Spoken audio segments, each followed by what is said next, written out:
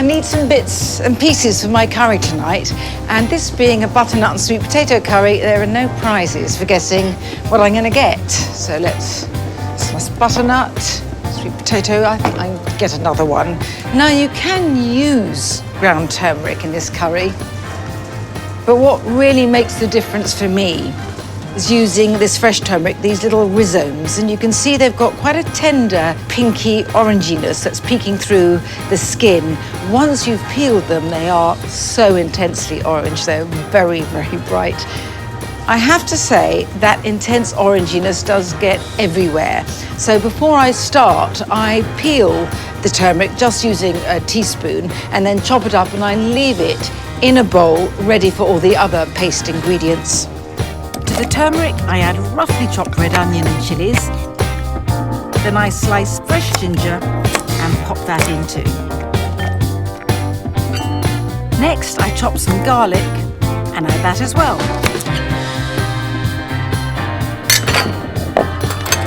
And then on to the dried spices. First coriander and then a little cinnamon.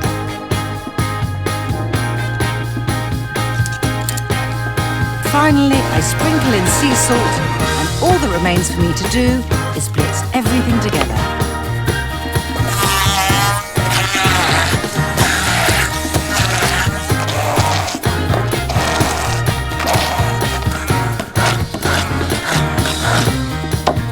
Glorious! And now I need this rambunctiously vibrant paste to make my rambunctiously vibrant curry.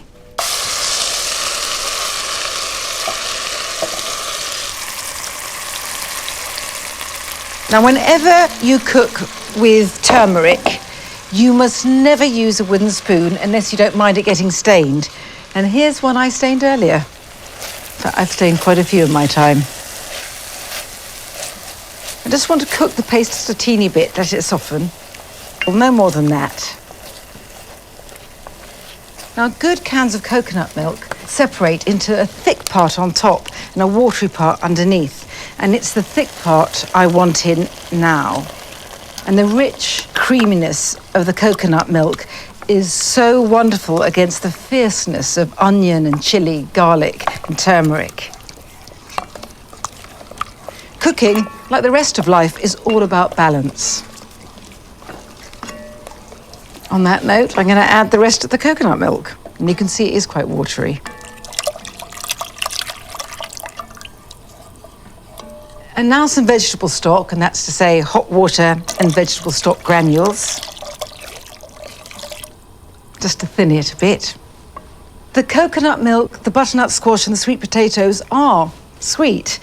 And I want to add a note of acidity with these canned tomatoes.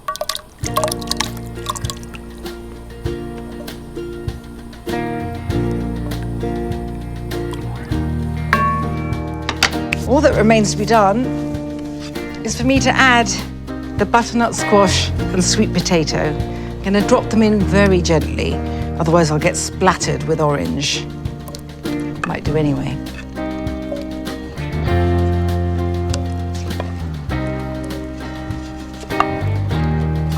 And while caution was a wise plan, my impatience is getting the better of me, and I'm just going to add the rest now.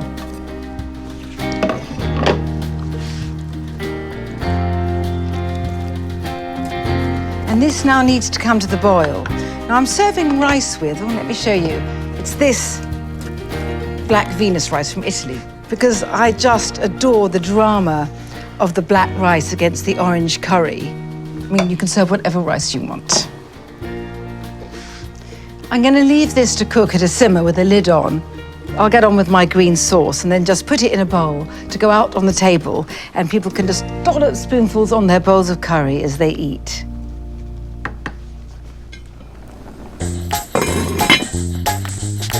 To make this coriander and jalapeno salsa, I tear up an entire bunch of coriander. I want the stalks as well.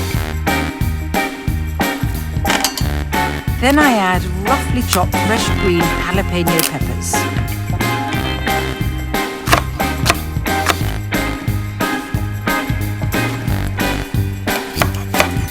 Now some roughly chopped garlic and a good sprinkling of sea salt. pour over vegetable oil, then finely grate a couple of limes.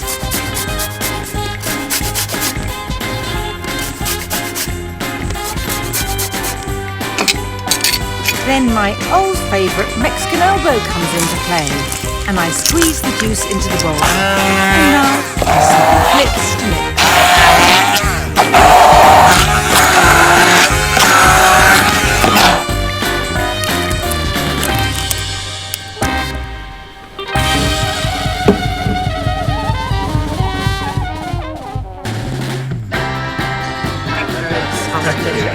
Hello, Right, I'm ready. I'll label. Again, it looks good. School meals will have a label. Oh, look at that. 1 spoonful or 2 spoonfuls of the sauce? I think 1, and people can add more as they need. Yes, you can splodge. You can Oh, it's a splodge. splodge, yes. Please, sir, can I have some more? Okay, chin chin, amici. Buon appetito. Cheers. Thank you. No, if you've been on It can be. It can Very be. comforting. But anything you can eat out of the bowl is comforting.